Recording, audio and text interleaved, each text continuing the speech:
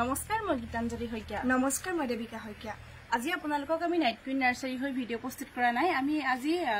এগৰাকী দয়াঙৰ এগৰাকী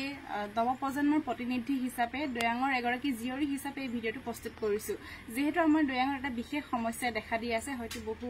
ব্যক্তিয়ে জানে বিশেষকৈ আমাৰ দয়াংবাসী সকলৰ সুৰক্ষাৰ স্বাৰ্থত আজি এই ভিডিঅ'টো প্ৰস্তুত কৰিছো আশা কৰো আপোনালোকে এই ভিডিঅ'টোৰ জৰিয়তে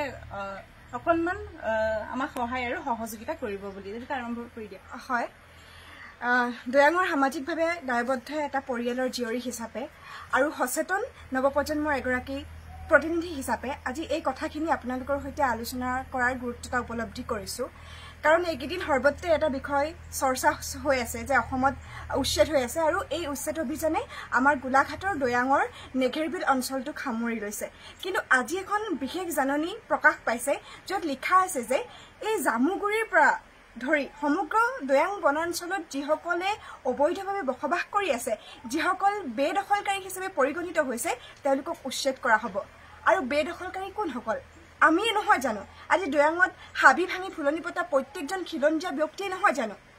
আজি দয়াঙত 1905 চনৰ পৰা আজি 120টা বসন্ত গৰকিলে দয়াঙত বাস কৰা জনসংখ্যাই কিন্তু আজি তেওঁলোকৰ উচ্ছেদৰ কথা আহি পৰিছে আজি আমাৰ দয়াঙৰ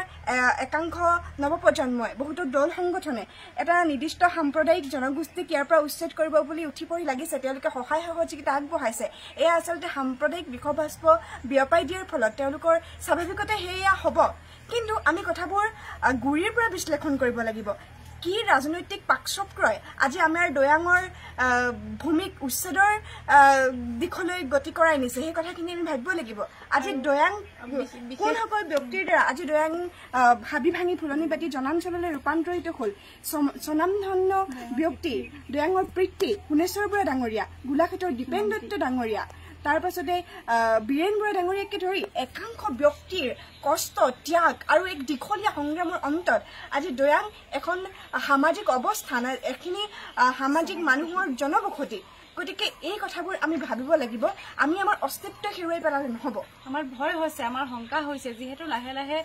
এটা উৰা বাতৰি বিয়পিছিলে যে নেঘেৰিবিল কিন্তু নেঘেৰিবিল আচলতে নহয় গোটেই সমগ্ৰ দয়াং অঞ্চলৰ কাৰণে বিপদজনক হৈ পৰিছে বিষয়টো যেহেতু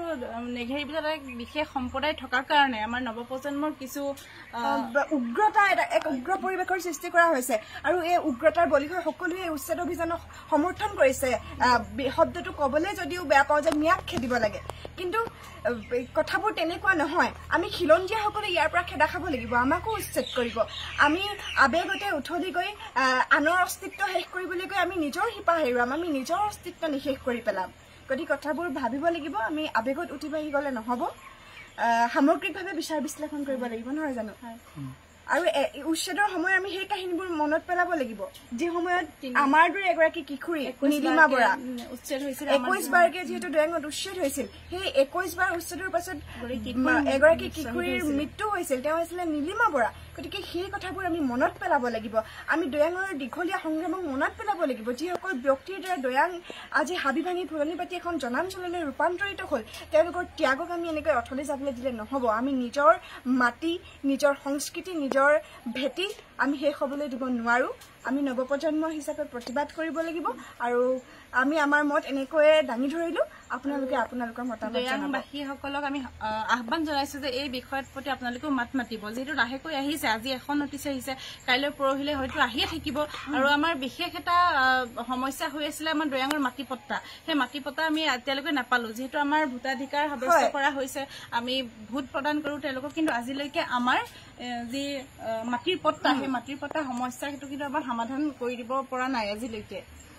দয়াঙৰ সৰ্বসাধাৰণ ৰাইজৰ পৰা তেওঁলোকে ভোটাধিকাৰ লয় কিন্তু দয়াঙৰ ৰাইজক আজি কিমান বছৰ হ'ল তেওঁলোকে ভূমিপট্টা দিব পৰা নাই কিন্তু উচ্ছেদ কৰিবলৈ উঠি পৰি জাননী প্ৰকাশ কৰিছে উঠি পৰি লাগি গৈছে বহু দল সংগঠন আহিছে কিন্তু তেওঁলোকে দয়াঙৰ সাধাৰণ ৰাইজৰ এইটো এটা জীৱন্ত সমস্যা মাটিপট্টা নাই সেই সমস্যাটোৰ বিষয়ে মাত মতা নাই কাষৰীয়া অঞ্চলত থকা কোনো এটা জনগোষ্ঠীক খেদাৰ বাবে তেওঁলোকে দয়াঙৰ ৰাইজক উচতনি দিছে আছে যিহেতু যোৱা বছৰ আমি দেখা পাইছিলো যে কেইবাটাও দল সংগঠনে লগ লাগি মাটিৰ পট্টাৰ কাৰণে তেওঁলোকে যুঁজখন আৰম্ভ কৰিছিলে কিন্তু এই বছৰ যেহেতু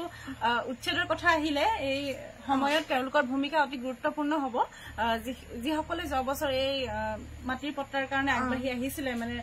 আমাৰ যুঁজখন মতে হ'ব লাগে মাটি পট্টাৰ ক্ষেত্ৰত আৰু এতিয়া হৈ আছে এখন যুঁজ বেলেগ হেৰি কাৰণে যিখনে কিন্তু এটা বিপৰীত প্ৰতিক্ৰিয়াৰহে সৃষ্টি কৰিব গতিকে আমি সাৱধান খবৰ হ'ল সজাগ খবৰ হ'ল